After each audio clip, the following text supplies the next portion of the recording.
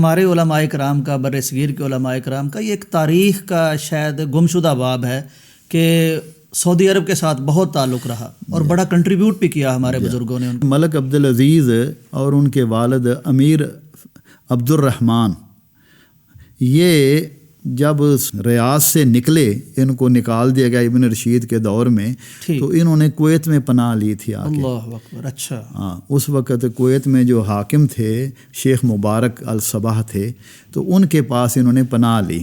یہ دونوں باپ بیٹا وہاں رہتے تھے.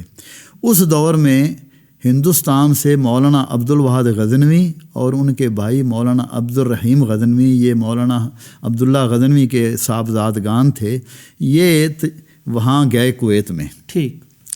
اصل میں مولانا عبد الواحد غزنوی رحمہ اللہ کا اس وقت جو عرب میں بڑے لوگ تھے ان کے ساتھ تعلق تھا. تو یہ جب لیول پر، ہاں، تو یہ جب کویت گئے تو ان دونوں سے ملے. اس وقت ملک عبدالعزیز نوجوان تھے، تو انہوں نے ان سے کچھ پڑھا بھی، استفادہ بھی کیا. اللہ اکبر. اچھا. استفادہ بھی کیا. پھر جب ملک عبدالعزیز نے ریاض فتح کیا تو اس وقت ان دونوں بزرگوں کو وہاں بلایا. یہ تو پھر استاد تھے ان کے. اچھا، وہاں ریاض میں بلایا. مولانا محمد ابراہیم میر سیال کوٹی رحمہ اللہ نے تاریخ اہل حدیث لکھی ہے. ساجد میر صاحب پروفیسر ساجد میر حافظہ اللہ کے دادا ہیں، انہوں نے تاریخ اہل حدیث لکھی ہے. اس میں ان کا تذکرہ بھی کیا دونوں بزرگوں کا. اور یہ بھی ذکر کیا ہے کہ یہ دونوں 5 سال تک وہاں ملک عبدالعزیز ان کے بچوں کو یا ان کے خاندان کے لوگوں کو، 2 لوگوں کو پڑھاتے رہے. 5 سال تک وہاں رہے. ٹھیک. مولانا عبد الواحد غزنوی رحمہ اللہ کا ملک عبدالعزیز بہت احترام کرتے تھے. بلکہ یہ کتاب جو میں نے تیار کی ہے اہل حدیث فی شبہ الکار الہندیہ، اس میں مولانا عبد الواحد غزنوی کے خط بھی، جو اصل خط ہے اس کی فوٹو بھی لگائی ہے، جو انہوں نے اپنے ایک ساتھی میاں عبداللہ گوندلاں والے کو لکھا. کہا کہ ملک عبدالعزیز مجھے والد کہتے ہیں. اللہ اکبر.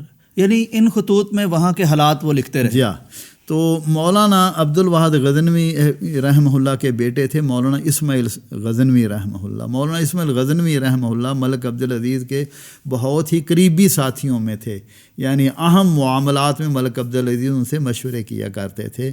اور اس وقت مولانا محمد اسماعیل غزنوی رحمہ اللہ ہندوستان میں ملک عبدالعزیز کی طرف سے حج کے جو بڑے ذمہ دار مقرر کیے گئے تھے.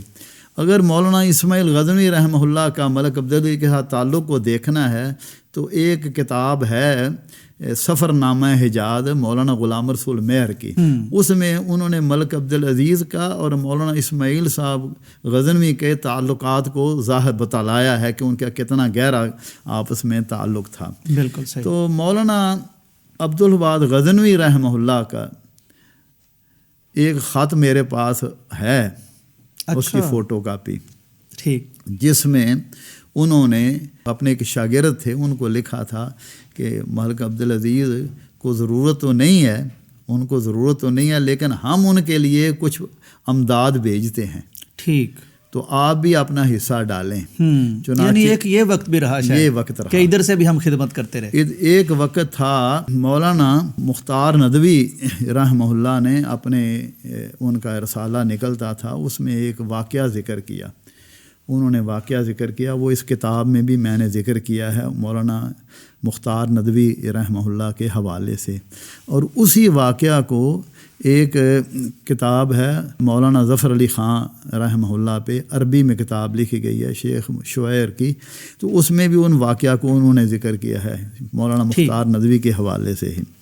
وہ واقعہ ایسے ہے کہ مولانا مختار کہنے لگے کہ ایک مرتبہ میں اور مولانا عبد الصمد شرف الدین، مولانا عبد الصمد شرف الدین رحمہ اللہ بہت بڑے عالم تھے، یہ ڈاکٹر عبداللہ عمر نصیف کے ماموں تھے وہ. اچھا، ماشاء اللہ. تو مولانا عبد الصمد شرف الدین دہلوی اور مولانا مختار ندوی ایک مرتبہ ریاض میں ملک عبدالعزیز کے بھائی تھے امیر عبداللہ، ان کو ملنے کے لیے گئے.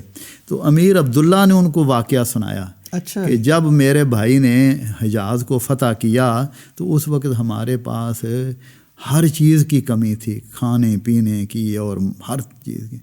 تو اس وقت ہندوستان سے اہل حدیث علماء 2 جہاز بھر کے کھانے کے اور دوسری چیزوں کے اور مواد غذائیہ وغیرہ اور پیسے لے کے آئے اللہ اکبر، ہماری مدد کے لیے. تو میرے بھائی نے میری ڈیوٹی لگائی کہ میں نے ان کو سی پورٹ سے وصول کیا. ٹھیک. یہ امیر عبداللہ رحمہ اللہ کا واقعہ مولانا مختار ندوی رحمہ. اور لکھتے ہیں کہ اس میں بڑے بڑے علماء تھے جس میں غالباً حافظ عبداللہ غازی پوری رحمہ اللہ بھی تھے. تو وہ امیر عبداللہ کہتے ہیں کہ انہوں نے وہ ساری چیزیں ہمیں دیں اور اس کے ساتھ ہمارے بھائی ملک عبدالعزیز کی بیعت بھی انہوں نے کی. ٹھیک. اسی طرح مولانا ثناء اللہ عنبرسری رحمہ اللہ کا ملک عبدالعزیز صاحب کے ساتھ بہت گہرا تعلق تھا. میری اس کتاب میں نے ایک خط ملک عبدالعزیز صاحب کا نقل کیا ہے جو انہوں نے مولانا ثناء اللہ عنبرسری رحمہ اللہ کو لکھا تھا. جی تاریخی چیزیں ہیں. تو کہنے کا مطلب یہ ہے کہ ہمارے اسلاف کا ملک عبدالعزیز رحمہ اللہ اور اس وقت جو علماء تھے سعودیہ کے اور دیگر، تو ایک باب اس میں نے ذکر کیا ہے اس کتاب میں کہ علماء حجاز اور نجد، سعودیہ کے جتنے اس وقت نجد حجاز ہی اس کو کہتے تھے، وہ میاں نذیر حسین محدث دہلوی کے پاس بھی ان میں کچھ بزرگ پڑھنے کے لیے، آج بھی جو سلسلہ اسناد چل رہا ہے میاں نذیر حسین محدث دہلوی کے ذریعے ہی چل رہا ہے، جس میں بہت شیخ اسحاق تھے جو میاں صاحب کے شاگرد تھے اور نواب صاحب کے بھی شاگرد تھے، شیخ حسین بن محسن الجمانی کے بھی شاگرد تھے.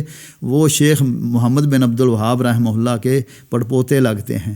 ٹھیک. تو اسی طرح دیگر بھی علماء، ابو وادی تھے اور شیخ عتیق تھے اور دیگر علماء تھے جنہوں نے میاں صاحب سے پڑھا. اور وہاں تو اس وقت ہمارے اسلاف کے تعلقات جو تھے وہ اس قدر توحید والی حکومت کے ساتھ تھے. اللہ تعالیٰ ان کے درجات. تو اس کتاب میں نے وہ ساری چیزیں جمع کی ہے اور اس کا ترجمہ بھی اب مختصر سلفیان بر صغیر کے نام سے اردو میں کر دیا ہے. یعنی اختصار کیا کیونکہ یہ کتاب کر دیا ہے. کتاب بڑی ہے، جو اس میں وثائق وغیرہ بہت سارے ہیں وہ تو چھوڑ دیے ہیں.